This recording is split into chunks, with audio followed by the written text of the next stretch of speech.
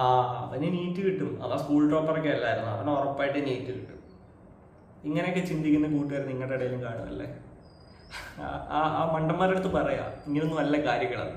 കാരണം school topper ആയിക്കോട്ടെ, below average student ആയിക്കോട്ടെ, നീറ്റ് എന്ന് പറഞ്ഞ ഒരു കോമ്പറ്റേറ്റീവ് എക്സാമാണ്. അവൻ സ്കൂൾ ടോപ്പർ ആയതുകൊണ്ട് അവൻ ഉറപ്പായിട്ട് നീറ്റൊന്നും കിട്ടുമെന്ന് പറയാൻ പറ്റത്തില്ല.